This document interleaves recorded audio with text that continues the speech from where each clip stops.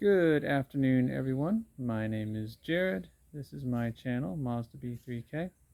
In this video, we're going to start the troubleshooting of a pair of O2 sensor codes that have appeared on my 1997 Ford E-150 Econoline club wagon. Without further ado, let's get started. Okay, so got a check engine code, and wasn't too happy about that. Pulled it using this guy, but if I want to look at live data, it's faster to use this tool. Get the same codes, just two different ways to do it. Anywho's, we've got a 1132, which is the, let's see here, this is the passenger upstream O2 sensor, is not switching. Sensor is indicating rich, and blah blah blah blah blah blah blah, and then it says nope, and it runs away. So we need to go back to DTCs. There we go. Here's our second code, and you'll notice this is S2 bank 1. So what that means is the upstream driver sensor. So this vehicle has 3 O2 sensors. It has one downstream on what is considered the passenger side. So the 2 upstream sensors, which are your really important ones as far as O2 sensors go, are not happy. They are both claiming that the system is running rich. So with that said, I want to look at live data. I want to look at my fuel trims and see what they look like. Woo-wee! It is dumping gas. Dang. So the long-term trims aren't there because the engine hasn't been running long enough, because I don't have it running right now. But if we look at our short-term trims, we see both, at least last recorded, we're at 39%, which means the engine is commanding the injectors to stay open just about as long as it can to add extra fuel. So essentially the engine says, I'm running lean, I need to add fuel. And that would be why the O2 sensors are looking so bad. That's interesting. Long-term trims are pretty flat. In any case, this is an interesting one because when I did research online, I could not find, ooh, that looks torched. I couldn't find anyone who really had a happy ending once they got this double code set up. So essentially what we're going to have to do, and that's what our next couple of video clips and even maybe videos, episodes are going to be, is we have to go through and verify fuel, and we got to verify air. There is something wrong in one of those two, or the sensors themselves are bad, but normally that's not the case. I wouldn't expect both to fail at the same time. So the first part of our journey is going to be, we're going to check for restrictions somewhere in the air intake. This means the actual air intake, this means the filter, and this also is going to mean the MAF sensor. We're going to see if it's gotten dirty in any way, shape, or form. So I've done this in other videos, but pop this guy out, rotate him up, pull him out, and then you don't have to take this apart, not yet. It's actually better to go ahead and just loosen this up here.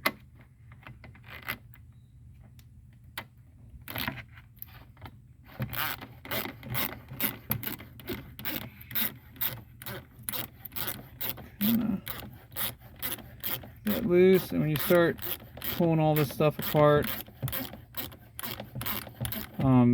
be mindful you do have your MAF sensor connector back there. You've got 2/8 here, 2/8 there. So we're going to start out with the easy stuff, and then we're going to dig into the harder and harder stuff.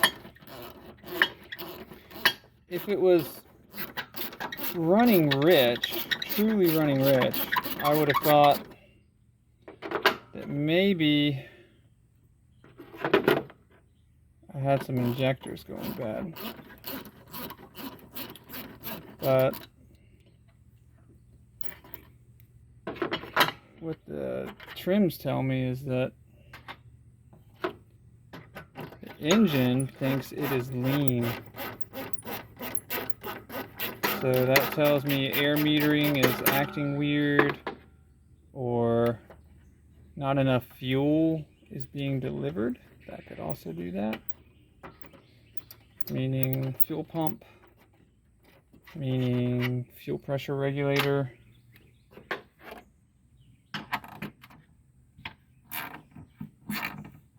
So a couple different things going on. MAP sensor could also be going bad. It does happen.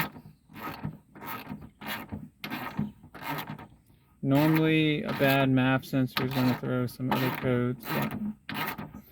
Anyway, I'm going to finish taking this apart and pick it back up from there. So now that all this is loose, we can go ahead. We will kind of loosen this guy up. That lets us take the filter out. So now the filter's out of the way. You're going to want to close this guy back up. Mine, well, this one's in good shape. The one on my truck is about to fail. Alright, so that little duder in there that you can't really see on the camera, those two very fine wires, that is your MAP sensor.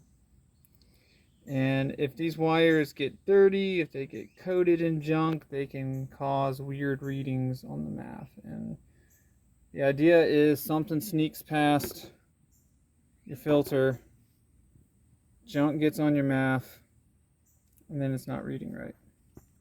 Now I'm going to have to take this into a place of greater light, get a flashlight, kind of look at it closely to see if there's dirt or discoloration on the sensor, but I will show you guys how to clean the MAP sensor just for funsies. Meanwhile, looking at the filter here, it looks basically brand new, which is what I would expect because I replaced it only about 2,000 miles ago. Most of those miles were highway, and it appears to be doing its job. So, I mean, the only thing I see one spot right there where it looks like something blew through. I'm not sure why. That's really all I see, so I'm not really expecting the MAP to be dirty. We'll check. And if you have to replace the MAP, I actually would need to stare at that because I'm not sure how that happens. It's kind of an interesting setup. As part of our MAP diagnostics, what we're also going to do is we're going to, you want to take a good look at your pigtail wires, see if there's any that are cracked, exposing any copper anywhere. Another thing you can do is check your connector. See if there are corrosion crusties anywhere. And this side of it looks pretty darn good. Then we can check the other side. I'm gonna need more light, but I think I see a little dielectric grease in there, but otherwise it looks okay. Let me go get that flashlight real quick. Alright, let's take a look. And that looks really good. I don't know if you'll be able to see it. The only thing is there is a fuzzy of some kind attached to that top left pin that I'm going to take my pick and knock loose. But I don't see any corrosion or anything. I didn't expect to find any. But if you have a higher miles vehicle, it's definitely worth making those checks, figuring out what's up. So for us, I'm going to say that connectors are good.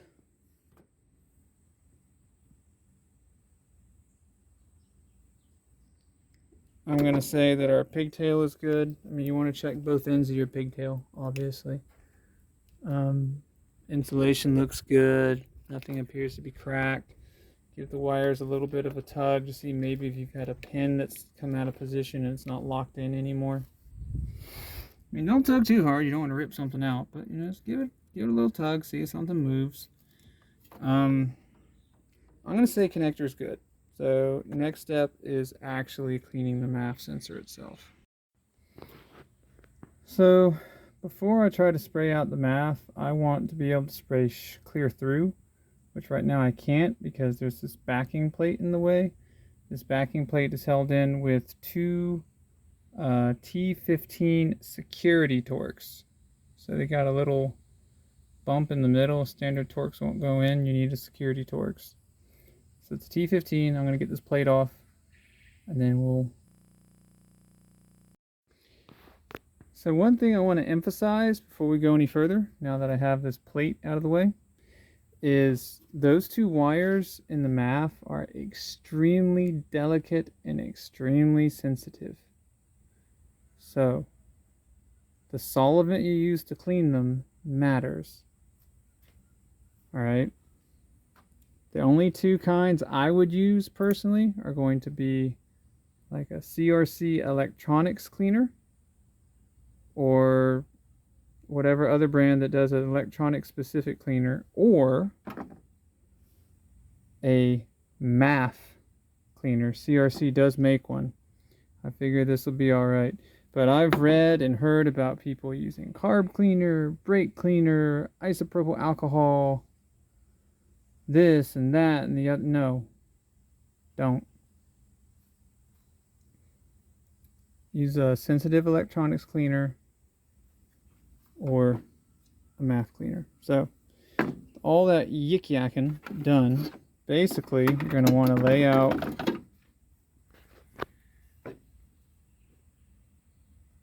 your sensor where you got a good shot on it. And mine, it looks okay, but go ahead and clean it anyway. You're going to give it a couple of shots here.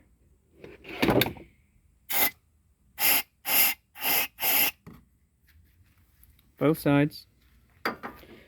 Now, one of the merits of this cleaner is it evaporates quickly, so you can just let it sit a couple minutes and then you're good to go. And that's it. I did read a couple of reports of guys using really fine soft bristle stuff to actually clean it with a bristle. I wouldn't risk it.